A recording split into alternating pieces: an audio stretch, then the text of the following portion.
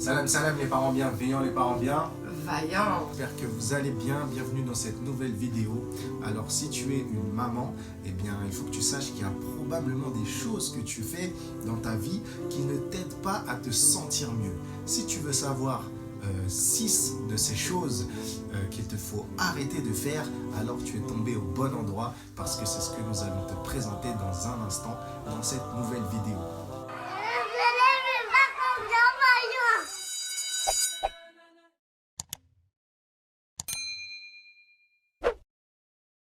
Alors la première chose qu'il faut cesser de faire, c'est de toujours dire oui à tout le monde et à tout va. Pourquoi? Parce que souvent c'est parce qu'on a peur en fait de blesser l'autre, peur d'être rejeté, de ne plus être aimé par l'autre.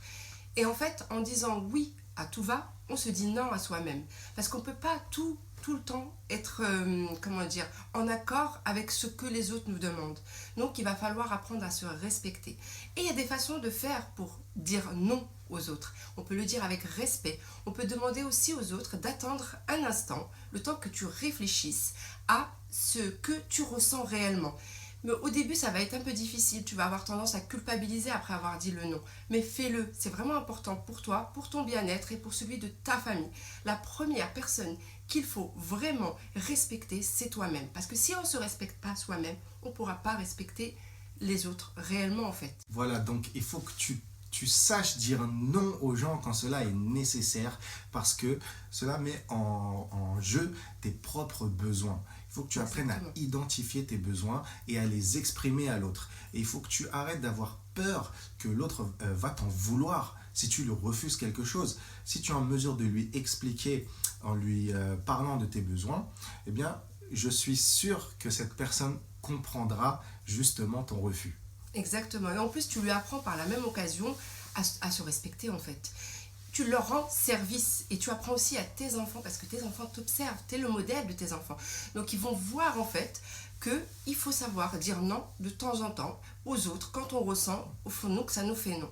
Et c'est une bonne occasion aussi d'apprendre à te connaître, comme a dit Mickaël, de tes envies, connaître tes envies, tes besoins, ce que tu es réellement en fait et ce que tu veux dans la vie. Voilà. Alors, il ne s'agit pas non plus de refuser tout catégoriquement et de ne plus rendre service à personne.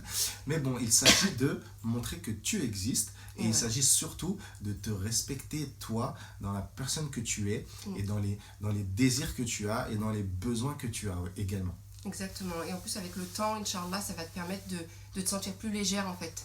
Parce que de toujours dire oui, oui, oui, à un moment donné, ça va créer ce qu'on va... On va en parler tout à l'heure aussi, la culpabilité.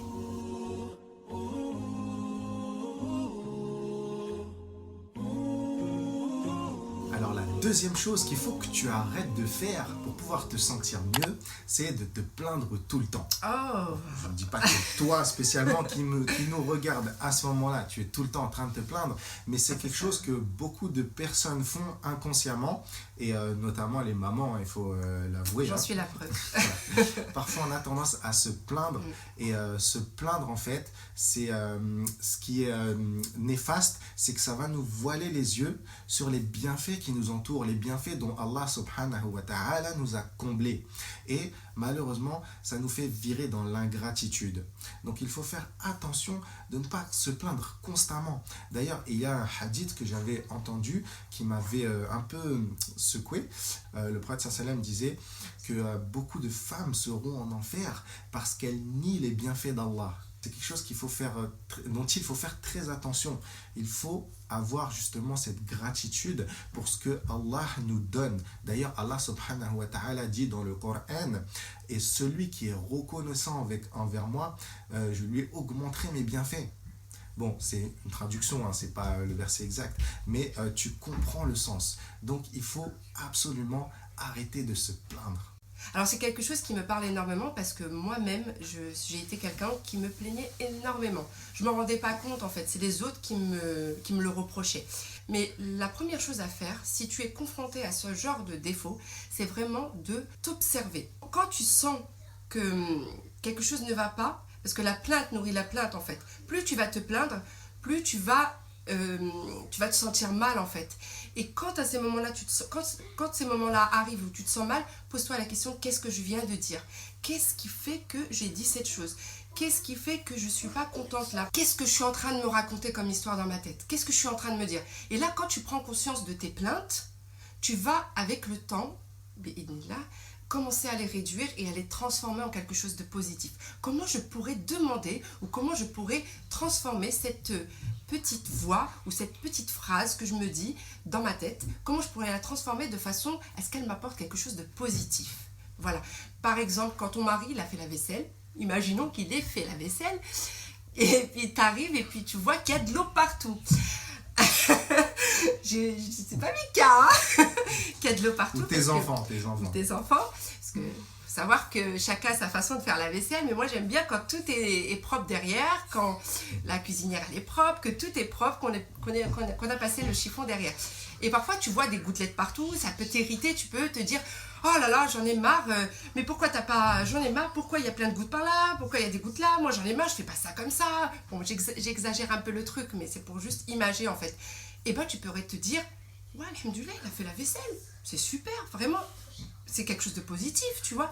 Bon, il le fait pas comme moi, je vais lui laisser le temps d'apprendre. Tu vas pas lui dire je vais te laisser le temps d'apprendre, tu le dis à toi-même. Il va apprendre petit à petit, mais si je commence déjà à lui rentrer dedans, lui disant t'as oublié ça, t'as pas fait ci, t'as pas fait ci, t'as pas fait ça, et ben ça va créer une mauvaise relation entre vous et ça va pas amener en fait à l'amélioration de l'autre aussi. Donc il faut vraiment écouter la voix intérieure qui te parle. Quand elle se plaint, bah fais la taire en fait, et fais la taire en le transformant en quelque chose de positif. Voilà, donc arrête de voir ce verre à moitié vide, parce que ce verre à moitié vide, eh bien, il est aussi à moitié plein. Donc attrape le verre, bois-le à pleine gorgée et profite des bienfaits d'Allah. Vraiment. Et une autre petite astuce, tu peux écrire en fait. Tu peux, à la fin de ta journée, essayer de te remémorer ta journée, te dire qu'est-ce que j'ai dit, quelle plainte j'ai eue, nanani. Tu te les écris. Et tu vas voir que le lendemain, en relisant, tu vas moins les faire en fait. Tu vas avoir moins le réflexe d'avoir des réflexes de plainte en fait. Et petit à petit, tu vas voir que tu vas être plus dans le contrôle en fait de ce que tu vis, de ce qui se passe en toi-même. Et surtout, n'oublie pas que si tout allait comme tu le voudrais, bah, la vie serait beaucoup moins intéressante. Ouais, c'est vrai. Voilà, c'est les petits problèmes, les petites épreuves, les petits obstacles, les petites imperfections, on va dire, qui rendent cette vie un peu pimentée. Et je dis imperfection entre guillemets parce que il faut aussi garder en tête que l'histoire de ta vie elle a été écrite par Allah subhanahu wa ta'ala, et donc elle a été écrite par la meilleure des mains. Donc il faut arriver justement à voir le bien qu'il y a dans toute chose, même si parfois eh bien, il y a des choses qui nous paraissent être un mal, mais comme Allah ta'ala le dit, il se peut que vous n'aimiez pas une chose alors qu'il y a un bien dedans. Exactement, ça te permet de voir vraiment les bienfaits aussi. Et puis de dire alhamdoulilah en fait, de dire alhamdoulilah constamment. Ça nous permet vraiment de nous recentrer sur l'essentiel.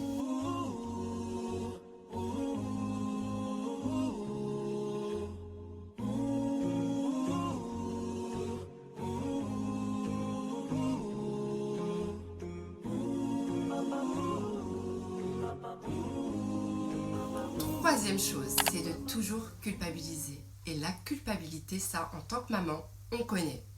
On connaît même celles qui font des efforts sur la culpabilité. Elle vient comme quelque chose de malsain, en fait. Elle vient s'incruster, en fait, et elle nous prend aux tripes. Donc, il faut vraiment cesser cette culpabilité. Il est tout à fait normal de parfois faire des erreurs, de parfois crier sur son enfant, de parfois déraper. Ça fait partie de la parentalité, ça fait partie de la vie. Il faut l'accepter. Maintenant, si tu culpabilises souvent, c'est vraiment mauvais. Pourquoi? Parce que non seulement tu vas te sentir mal, tu vas être déprimé, tu vas pas avoir ce recul-là pour bien faire les choses avec ton enfant. Et prenons l'exemple d'une maman qui crie. Imagine, toi, tu cries sur ton enfant et bon, tu vas le coucher, ça s'est mal passé, enfin, avant de le coucher, ça s'est mal passé, tu lui as crié dessus, tu lui as arraché un jouet, tu t'en veux, il s'est endormi, tu vois sa petite bouille toute mignonne, et là, tu as les larmes qui te montent aux yeux, tu as l'impression que tu as mal fait, et ça arrive à tout le monde, ça peut arriver à tout le monde, c'est normal, et là, tu te sens tu as une boule au ventre, tu as une boule dans la gorge, tu te sens mal. Tu culpabilises, tu aimerais bien revenir en arrière et faire que ça ne se soit jamais produit. Mais c'est arrivé. Il y a quelque chose à en tirer derrière. Il y a quelque chose de positif à en tirer derrière. Il faut vraiment s'interroger et se dire, voilà, ça s'est passé comme ça. Comment je voudrais que demain ça se passe? Comment je peux, avec cette erreur-là, ou cette... je dirais pas plutôt... erreur, c'est un peu trop c'est too much. Je dirais plutôt, voilà, c'est un événement qui s'est passé, qui est un peu désagréable. Je l'ai vécu avec mon enfant. Maintenant, comment je pourrais faire pour le transformer en quelque chose de positif? Toujours, essayer de transformer les choses en positif. Donc là, ça va me permettre, en tant que maman, le lendemain, de discuter avec mon enfant, de m'excuser, de rentrer en relation avec lui, de lui faire un câlin, de renouer en fait les liens avec lui et de chercher de l'aide auprès de lui pour que le soir, ça se passe mieux. Comment on pourrait faire, mon chéri, pour que ce soir, on n'ait pas à reproduire l'événement d'hier? Comment on pourrait faire? Tu vois, on discute, on cherche des solutions avec l'enfant, on rentre en dialogue et petit à petit, l'enfant, il peut te proposer des choses. Même si c'est farfelu, accepte-les. Il y a du bon sens, bien sûr, à avoir et tu l'écoutes. Il t'écoute et vous parlez en fait. Et le fait de s'excuser, le fait de renouer, c'est vachement agréable en fait. C'est vachement agréable. Donc arrête de culpabiliser sur tout. La culpabilité, c'est un poison. Il faut s'en éloigner le plus possible et se dire qu'on n'est pas parfait. On fait des erreurs et ces erreurs-là, elles vont nous apprendre des choses. C'est comme ça que je fonctionne et ça me permet vraiment de prendre du recul. Si elle arrive un tout petit peu, tu l'arrêtes, stop, net, tu te dis, voilà, pourquoi je culpabilise? C'est parce que, voilà, je voulais pas lui faire du mal. Ça se trouve, il est en train de s'imaginer que je l'aime plus. Ça se trouve, il va plus m'aimer. Ça se trouve, notre relation va se dégrader. Il faut savoir qu'une relation ne se dégrade pas comme ça du jour au lendemain, en fait. C'est petit à petit dans le temps, en fait. Donc, arrête de culpabiliser et dis-toi comment je pourrais résoudre ce souci au lieu de rester dans cette culpabilité à ruminer. Voilà, ne reste pas bloqué. Apprends de ce qui t'arrive. Exactement. Avance. Parce que c'est ça qui est important, c'est pas le résultat, mais c'est le chemin qu'on va emprunter, c'est l'effort qu'on va fournir. Et puis garde en tête que si tous les humains et tous les djinns se réunissaient pour qu'il ne t'arrive pas quelque chose, ça t'arriverait quand même. Et si tous ces humains et tous ces djinns se réunissaient pour qu'il t'arrive quelque chose et que ça ne t'est pas destiné, eh bien ça ne t'arriverait pas. Donc sois sereine par rapport à ça, garde ça en tête parce que ça permet justement, et on en revient un peu au point précédent, ça permet justement d'accepter en fait tout ce qui arrive dans notre vie, que ça soit en bien ou que ça soit en mal. Alors ça n'évite pas que bien sûr on doit s'interroger et de se dire comment faire pour réparer. Bien sûr, on ne va pas rester perpétuellement dans les mêmes erreurs ou les mêmes choses désagréables. Maintenant, tu n'es pas responsable de tout dans la vie, hein, d'accord ? Il y a le destin, comme il a dit Mika, tout a déjà été écrit. Maintenant, on fait les causes, on fait attention, on apprend de ce qu'on a fait la veille comme erreur pour pouvoir avancer et réparer les choses et faire mieux. Voilà. On est dans le faire mieux en fait, pas d'être parfait ou chercher à que tout soit parfait. Ce serait très, comme tu disais tout à l'heure, ça serait très morose.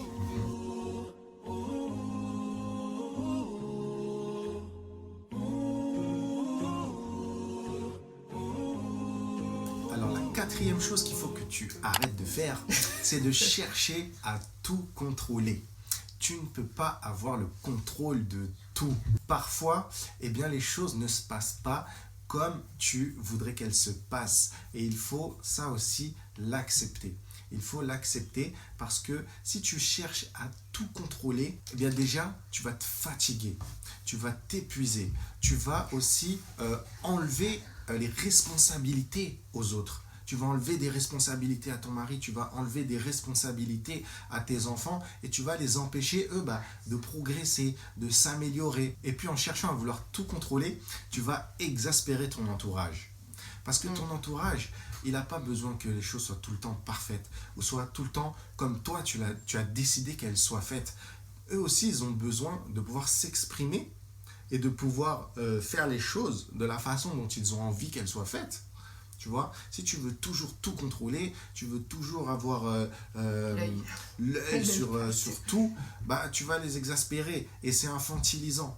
C'est infantilisant et je parle en tant qu'homme, hein, quand on fait quelque chose et que quelqu'un va passer derrière ou va C'était avant, hein. pointer les erreurs ou voilà, critiquer ce qu'on fait, c'est infantilisant. On a l'impression d'être un enfant et ça donne pas envie de recommencer. Et bon, je parle en tant que mari, mais mets-toi aussi à la place de l'enfant. L'enfant qui va faire quelque chose, qui va pas le faire de manière Ouais. parfaite, etc. Et toi, tu es là, tu contrôles tous les points, etc. Il va se sentir un peu, il peut se sentir un peu nul et perdre un peu confiance en lui. C'est comme les managers là, dans les entreprises qui viennent, ils sont derrière toi. Allez, bossez. Non, je veux pas que tu fasses comme ça, je veux que tu fasses. Mais c'est pas possible, c'est pas possible. Il y a pas. C'est pas un berceau de l'épanouissement là, c'est pas possible. On peut pas vivre comme ça. Et quand on s'en aperçoit pas, c'est ça qui est le plus dur en fait. Et c'est ça qui crée du mal-être aussi en tant qu'individu, en tant que maman en fait. Parce que le fait de tout vouloir contrôler, d'être derrière les autres et tout, et ben c'est usant en fait, c'est fatigant, t'as plus d'énergie à la fin de la journée. Et ben après, ce qui se passe c'est que t'es frustré, tu peux en vouloir aux autres, tu peux te dire c'est la faute de l'autre, ils m'aident pas, ils font pas ceci. Mais ouais, mais c'est toi qui prends toute la place en fait. Donc il faut laisser chacun jouer son rôle dans le foyer. Les enfants ont un rôle, le mari il a un rôle, chacun a son rôle. Chacun doit pouvoir participer et trouver sa place au sein de son foyer. C'est super important. Et il faut apprendre à lâcher prise. Et pour apprendre à lâcher prise, c'est d'abord d'identifier les situations dans lesquelles on est dans le total contrôle. Quand tu auras identifié ces situations-là, tu pourras travailler sur ces situations-là. Moi, je t'invite vraiment à commencer par les plus faciles. Commence pas tout de suite par les plus difficiles. Par exemple, prenons l'exemple de l'hygiène. Je sais que moi, personnellement, l'hygiène, c'est quelque chose qui est très important pour moi et j'ai eu beaucoup de mal à lâcher prise sur ça. Alors, je dis pas que je laisse mes enfants sales ou autres, hein, mais par exemple, je sais que je trouve pas d'exemple concret là, mais par exemple, pour les toilettes, prenons l'exemple des toilettes, c'est ce qui me revient souvent, quand Yanis n'était pas encore, entre guillemets, propre et que il pouvait y avoir des selles un peu partout, j'avais du mal. Donc j'étais beaucoup dans le contrôle jusqu'à presque l'empêcher d'être autonome au final. Mais avec le temps, j'ai appris à lâcher prise et finalement, il est devenu rapidement plus autonome à ce niveau-là. Il est autonome aujourd'hui et du coup, c'est propre en fait, il n'y a plus de sel partout en fait. Et c'est ça qu'il faut. Il faut penser en fait, il faut essayer de se projeter dans l'avenir. Qu'est-ce qu'on attend en fait? Quels sont nos objectifs en fait avec nos enfants? Qu'est-ce qu'on cherche en fait? Tu prends la situation la plus simple pour toi. Ensuite, tu l'analyses. Ensuite, tu dis qu'est-ce que je veux en fait? C'est quoi l'objectif sur le long terme? Et là, est-ce que c'est si grave si je lâche prise sur ce truc, sur cette chose-là? Qu'est-ce qui est grave? Est-ce que si je lâche prise sur cette chose-là, ça va empêcher, si je lâche pas prise sur cette chose-là, ça va empêcher mon enfant d'évoluer, de progresser, d'être autonome, d'avoir confiance en lui, ou je contrôle tout et je suis contente sur le moment, parce que ça va être éphémère, hein, ce petit contentement. Est-ce que je vais être contente sur le moment au détriment de l'épanouissement de l'épanouissement que j'aurai avec mon enfant et l'avenir qu'il aura et les objectifs que je vise réellement au fond de moi, ce que je cherche réellement? Qu'est-ce que je choisis? Qu'est-ce qui est le pire en fait? Moi, le pire, ça serait que l'enfant soit malheureux, que l'enfant ne soit pas autonome, que l'enfant n'ait plus confiance en lui, que l'enfant lui vole ses progrès, entre guillemets. Ça, c'est mon fils qui disait ça, arrête de voler mes progrès.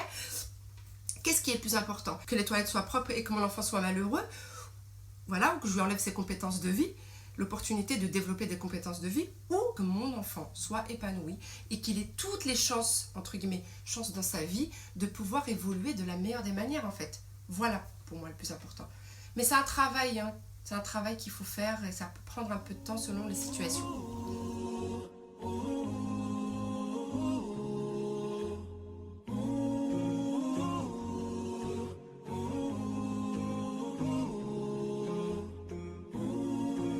Cinquième chose, et pas des moindres, c'est d'oublier sa propre personne. En tant que maman, on a souvent tendance à s'oublier, à oublier de prendre soin de nous, à oublier de nous écouter, de connaître nos besoins, nos envies, au détriment en fait, on se sacrifie un peu pour les autres. C'est la maman qui se sacrifie pour ses enfants, pour son mari, qui s'oublie en fait.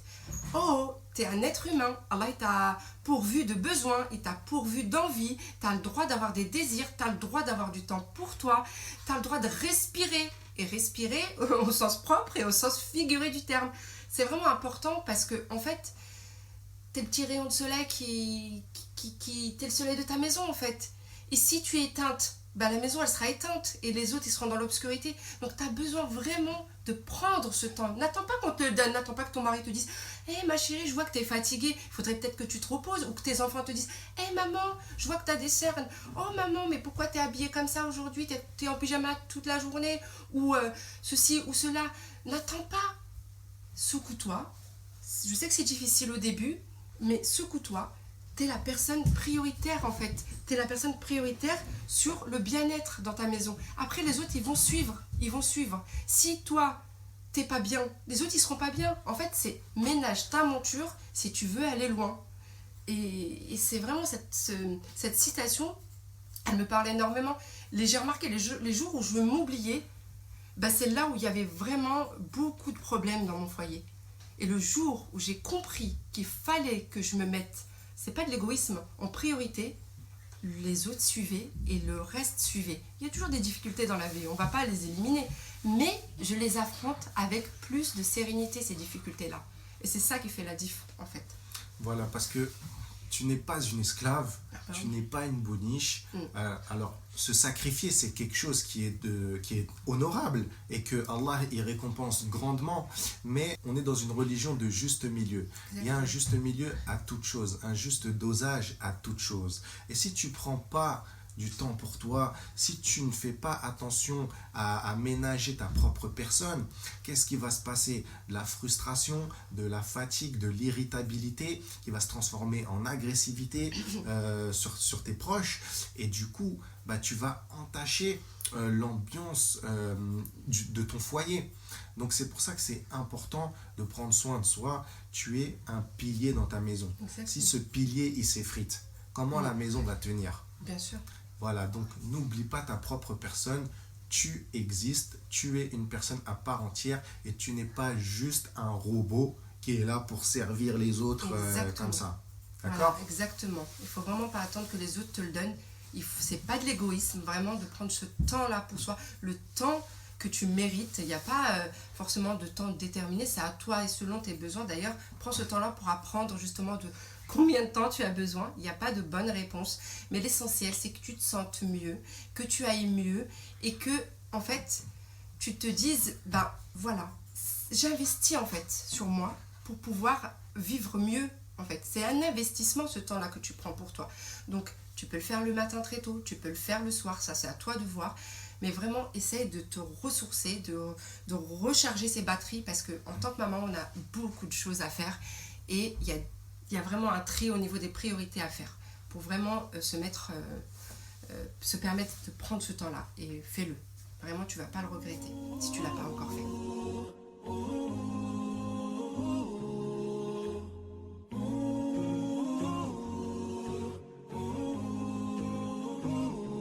Alors, la 6e chose qu'il faut que tu arrêtes de faire pour te sentir mieux, eh bien, c'est de ne pas demander à ton mari. Ah oui. Je vois trop de mamans qui ne demandent pas. Pourquoi? Parce qu'elles se disent, il devrait savoir. Il devrait de lui-même comprendre. Mais c'est vrai, tu devrais comprendre. Non, pas forcément. C'est ce que je me disais. Avant, je me disais, tu te souviens quand je passais le balai, je me dis, mais il va se lever en fait. Il va aller voir le gosse qui pleure, ou il va se lever, il va ramasser. Non, en fait, il est dans son monde. Je suis dans mon monde et moi, je m'imagine, parce que nous, en tant que maman, on a tendance, c'était la 4e chose dont on parlait, tout le contrôle. Moi, j'avais tendance à radar partout. J'avais les yeux partout. Je me disais, mais pourquoi Mika, il n'est pas comme ça? Oh, il voit l'enfant, il est dans les toilettes, il est tellement concentré dans le travail, il n'entend pas qu'il l'appelle. Mais moi, je l'aurais entendu. Parce qu'on est partout, mais en réalité, on est nulle part. Et en fait, tu dis l'autre, mais il va deviner ce que je ressens. Il va deviner que je suis mal. Il va deviner que j'ai besoin de lui. Non.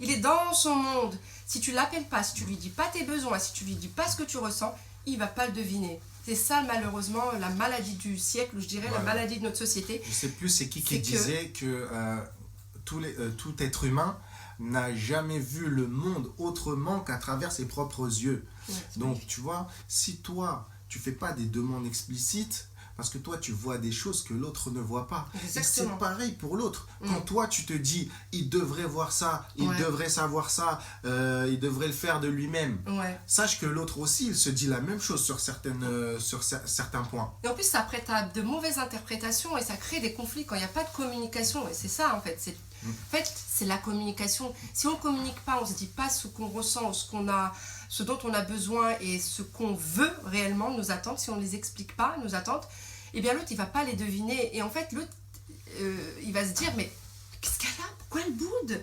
Oh laisse tomber, elle boude tout le temps. Mais en fait, toi, tu as le réflexe de bouder en te disant bah, je vais bouder. Je te raconte parce que c'est ce que je faisais et je ne m'en rendais pas compte à l'époque. C'est que je boudais. Et je me disais inconsciemment, subhanallah, que si je boude, il va le remarquer et donc il va comprendre. J'ai pas besoin de lui dire en fait. Il va comprendre que je suis mal et que j'ai besoin de lui à tel instant. Ah non. Lui, il est dans son coin aussi. Il a cru que voilà, j'étais pas bien ou que je lui en voulais pas. En fait, je sais même pas. On savait même pas. Parce qu'on communiquait pas. Et puis même, regarde, est-ce que ça t'est pas déjà arrivé que quelqu'un, il te dise j'aurais voulu que tu fasses ça pour moi, mais je voulais pas te déranger, etc. Et toi, qu'est-ce que tu lui réponds? Mais tu ne me dérangerais pas, fallait me demander, tu vois. Ben, c'est pareil en fait pour l'autre, tu vois ce que je veux dire. Tu vas pas forcément le déranger, ou tu vois. Comme elle t'a dit, Mina, il est dans son monde à lui. On est différents. Hein. Il vit sa journée, il vit ses événements, il a ses objectifs en tête, etc. Donc si tu fais pas une demande explicite, il va pas forcément être au courant. Tu vois ce que je veux dire? Ah, maintenant je me gêne plus maintenant. Donc, je te demande clairement les choses et c'est fait. Alhamdulillah, tout le monde est content. Et tout va bien se passer. Bien sûr. Tu verras que tout va bien se passer. Après, ça se passera beaucoup mieux. Inch'Allah. Après, il y a quand même des réflexes, c'est dû à l'éducation aussi, quand on voit nos mamans se sacrifier, nos mamans pas demander, vouloir tout faire, tout contrôler. Il y a ces petits réflexes qui reviennent en se disant je peux le faire toute seule en fait, j'ai pas besoin de lui demander. Même si je lui demande, ça va me faire passer pour une mère qui ne sait pas s'occuper de ses enfants toute seule, une femme au foyer qui ne sait pas gérer sa maison. Non, ça fait pas de toi quelqu'un de faible en fait de demander. Au contraire, tu sais déterminer à quel moment tu as besoin d'aide ou à quel moment tu veux dire les choses. Tu te respectes en fait. Donc alors, fais-le. Encore une fois, il ne s'agit pas de rentrer dans un extrême et de toujours tout demander, jusqu'à devenir complètement dépendante des autres. Non, mais c'est juste en fait, exactement, je suis tout à fait d'accord avec toi. C'est aussi important de rappeler que lorsque tu demandes à la personne, en l'occurrence à tes enfants ou à ton mari, lorsque tu vas leur demander la chose, tu te sens mieux. Pourquoi? Parce que tu n'attends pas la dernière minute en fait. Tu n'attends pas que la goutte fasse déborder le vase. Voilà, j'espère que cette vidéo t'a plu et que ça t'a fait du bien d'entendre ça. Et que tu vas arrêter de faire ces 6 choses-là. Donc si ça t'a plu, pense à t'abonner, pense à partager. Et puis je t'invite également à cliquer sur le lien qu'il y a dans la description. Tu vas atterrir sur notre site et là tu pourras t'inscrire soit à un défi parentalité de 13 jours pour pouvoir mettre un pied dans la parentalité positive tout en nourrissant la foi de ton enfant. Tu pourras également t'inscrire à une petite formation gratuite pour pouvoir désamorcer et gérer les crises de colère de ton enfant, ou bien tu pourras également télécharger un livret d'activités pour ton enfant que tu pourras imprimer et donner à ton enfant pour qu'il fasse ses activités. Et j'aimerais juste rajouter quelque chose. Tu peux nous dire en commentaire quelles sont ou quelle est la chose que tu as du mal à arrêter en fait. Est-ce que c'est de dire oui, de se plaindre tout le temps, de toujours culpabiliser, de vouloir tout contrôler, d'oublier ta propre personne, ou du mal à demander aux autres, à ta famille, de l'aide par exemple, ou à faire des demandes explicites. Donc n'hésite pas à nous le dire en commentaire ce qu'il en est pour toi. Nous sommes curieux de savoir. Voilà, donc si cette vidéo t'a plu, dis-le nous dans les commentaires et nous on se dit à la prochaine pour une prochaine vidéo.